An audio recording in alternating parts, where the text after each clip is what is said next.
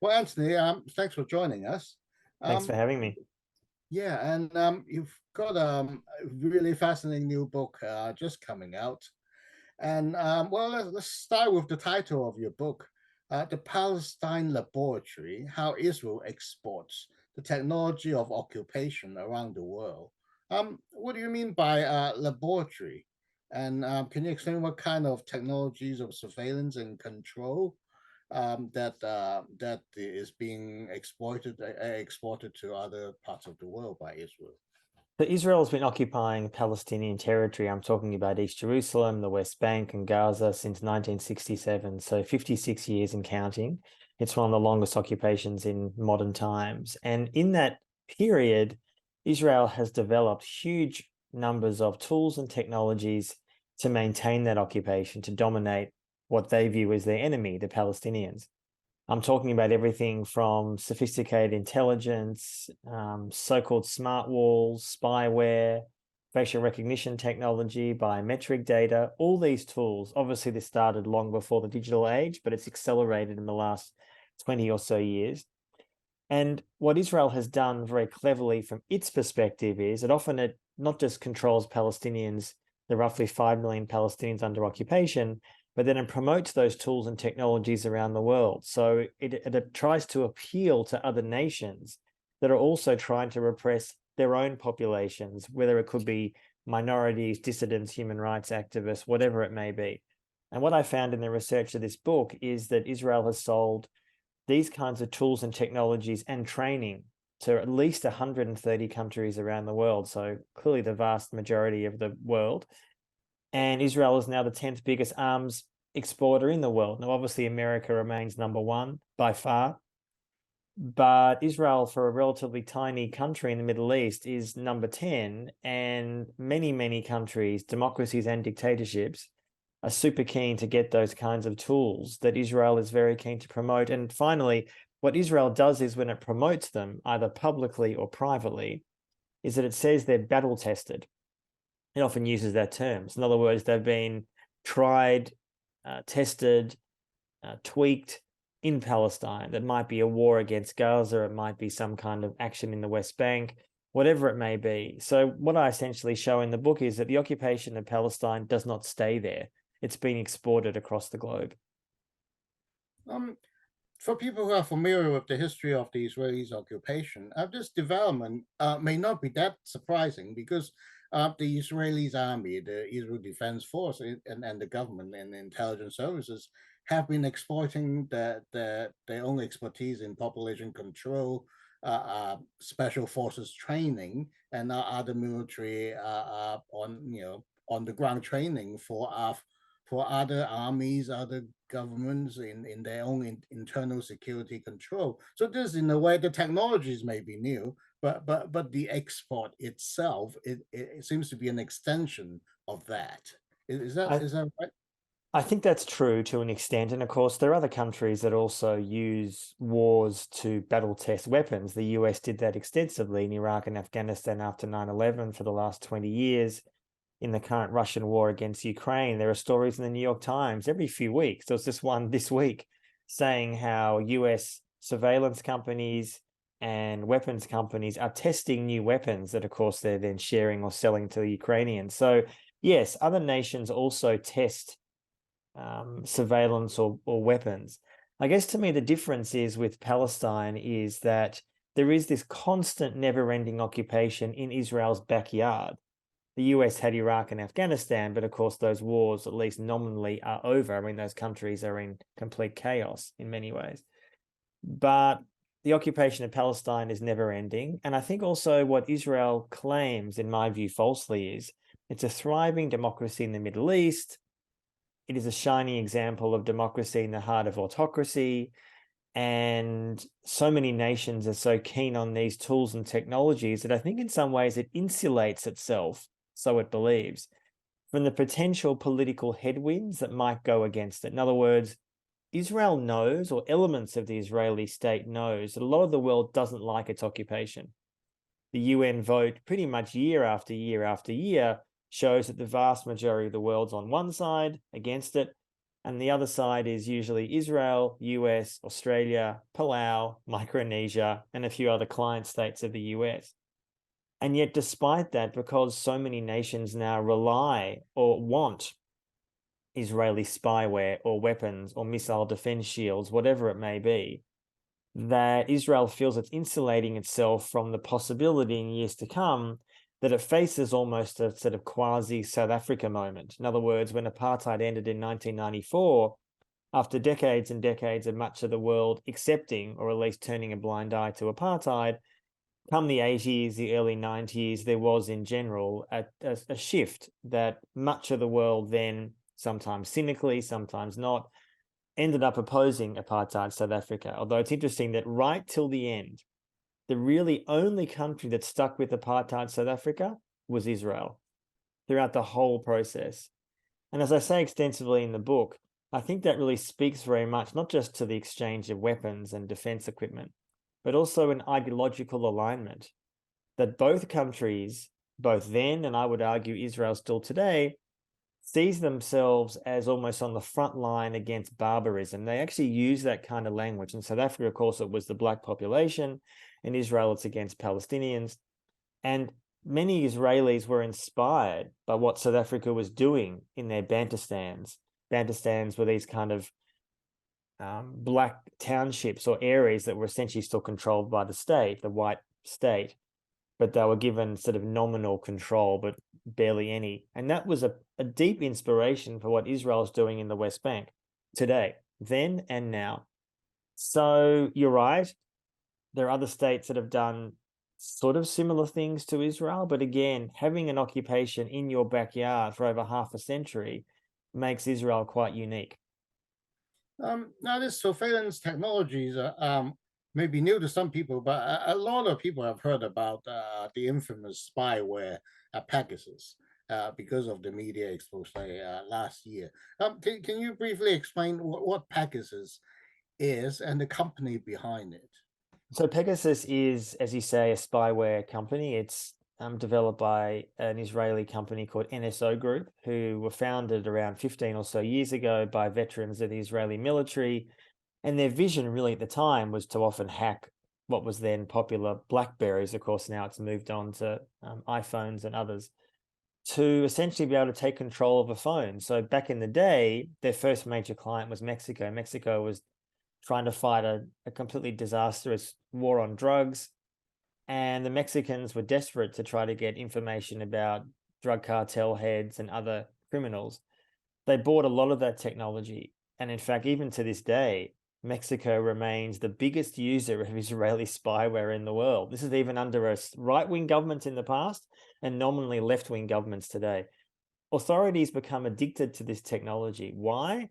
Because they're so keen to go after perceived enemies. As I said, this could be criminals, journalists, dissidents, human rights workers. I just read in the New York Times this week that one of Mexico's leading human rights investigators, who is an ally of the current leader of Mexico, his phone is still being spied on by Israeli spyware. So back in the day, the spyware required you would get, as an individual, a strange text message, a strange phone call, some kind of indication. Most people ignore it. They might click on a link and then forget about it. And then your phone was infected. In other words, all your information, your emails, your photos, there was an ability for whoever was using the technology to access your microphone, your camera, even when the phone was switched off. So it's incredibly powerful. And of course, for many people in the world today, your smartphone is your life. You have personal information, professional information, contacts, photos, sometimes personal information about your relationships, girlfriends, boyfriends, whatever it may be, but also professional contacts. And in the last 15 or so years, Pegasus has appeared in so many countries. We don't even know how many, but certainly at least in the high dozens, close to 100, if not more. But what's, I think, important to note is, although, yes, as you said, a lot of media coverage has focused on Pegasus in the last few years, what's been mostly ignored is it's often framed as this rogue Israeli company selling horrible technology around the world, which is infecting people's phones and breaching their privacy. This is not true. This is an Israeli private company in name only. It's an arm of the state.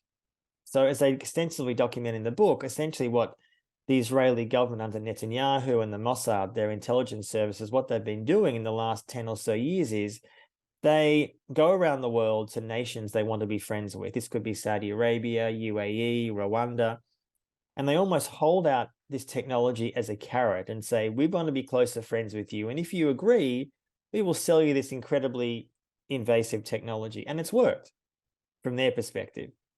I've sort of shown in the book how often when Netanyahu has met some of these leaders, 12 months after those meetings, Pegasus is being deployed in those nations.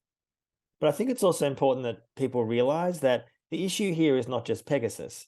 Pegasus is the most infamous, but there are countless other Israeli companies that are doing it. And in fact, in the last few years, as Pegasus has received a lot of bad press, a lot of smaller Israeli spyware companies have essentially come to the fore. And really, I think what it comes down to is that, one of the important things is that I think a lot of people have been overly obsessed with the Pegasus tool, and it's obviously done huge amounts of damage globally. But if Pegasus shut down tomorrow, and in the last few years, NSO Group, the company behind it, is facing growing problems, including in the US with the Biden administration, the problem doesn't end if Pegasus disappears. As I said, this technology is transportable. Many other Israeli companies are using it. And I think one of the things that's important to note here is that in the last few years, the Biden administration has said very clearly that they want to try to quash any kind of invasive spyware technology. They've sanctioned NSO Group. So on the face of it, that seems like a positive development, but in reality, in fact, it's not. Two reasons. One, the US itself is still using Pegasus and other spyware tools. And secondly, I think this really goes to the heart of the US-Israel relationship, which you'd think is very close. America's a close ally of Israel and vice versa. But actually, there's a degree of competition. And I think, and I say this extensively in the book, that I think America does not want any kind of potential competitor to its NSA. NSA is arguably the world's most influential intelligence gathering organization. A lot of the releases out of Edward Snowden's leaks about 10 years ago were all about he used to work for the NSA. And I think in some ways, the US is worried about Israel stepping on its turf. So if you try to quash a competitor to your own spying technology in the attempt to try to keep American companies and American spyware dominant, that to me is what this is about. Not America's apparent interest in human rights and these questions being breached by spyware. And to me, without territories either massively regulating or banning spyware, and the EU at the moment is flirting with the possibility of banning spyware, including Israeli spyware, this technology will continue to proliferate because very few nations, in fact, no nations, want to give it up. They want to have the right to use this technology themselves. Presumably, the technology have actually gone even further than Pegasus, because they're always getting better. So, how worried should people around the world be, or should we just accept the fact that there will always be some powerful agencies that could hack into whatever electronic systems we use, and just kiss privacy goodbye? Well, I like to think not. Certainly as a journalist, it is arguably impossible if you communicate digitally, which most of us do, to be 100% secure in those communications. It's simply impossible, regardless of what apps you use, or if you think you're using Signal. All those tools I use myself. But if your phone is compromised, your computer's compromised, it makes no difference whatsoever. All that information is shareable with others. I think the end, or the potential end, of privacy is something we should worry about and fight back against. I think everyone has a right to privacy. Everyone has a right to privacy in their personal life, whatever that may be. And you see in many countries around the world, in fact, the use of spyware, whether it's Pegasus or other tools, is used actually to blackmail people into doing certain acts. You see that in Palestine a lot, where Israel has complete control over the entire Palestinian territory. So they may listen in to phone calls and discover that, for example, a person's having an affair, cheating on his or her partner, or a person in a straight marriage is having a gay lover, whatever it may be. And that information is then leveraged against that Palestinian to therefore and potentially spy for Israel. That's the life and death reality that many Palestinians face every day. And that to me is a pretty dystopian future. I don't think any of us deserve that. I think we deserve privacy. And you're right, it's not just spyware, it's also facial recognition technology, biometric data, a range of other tools. And to me, I think there needs to be far greater awareness in the general public, which is what I and a number of other people are doing, that without a greater accountability, transparency, and frankly, regulation, these technologies will proliferate because governments themselves need to be pushed. The social media companies, for example, or surveillance companies won't decide on their own that their technology should be curtailed. I mean, there's a lot of debate at the moment in the US and globally about AI. The power of AI, where it's going, what it can do, what it can't do. Is it going to take over the world? Is it going to destroy the world? I'm not quite so dystopian about that, but it seems to me pretty concerning that at the moment, at least in the US and many other countries, there is basically no regulation. The technology is far ahead of the regulation. And any state, and I'm talking about the EU, the US, and other nations as well, I think need to be far more aggressive in their regulation of this technology rather than waiting for problems to emerge. It needs to be regulated early and now. China recently achieved something of a diplomatic breakthrough in Middle East, bringing some sort of rapprochement between Iran and Saudi Arabia. Now, with respect to the long-standing Israeli-Palestinian conflict, do you think there could be a role for China to play, or perhaps it's something that would make no difference whether or not China dip its toes in this basically insolvable conflict?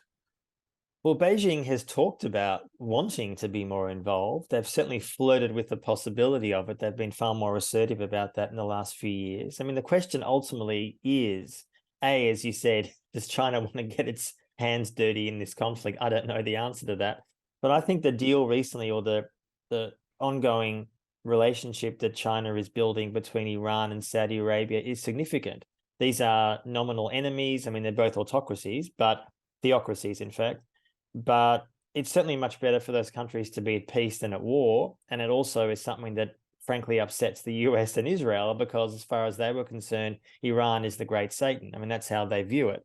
And they're very upset, in fact, about China's moves to try to make peace between Iran and Saudi.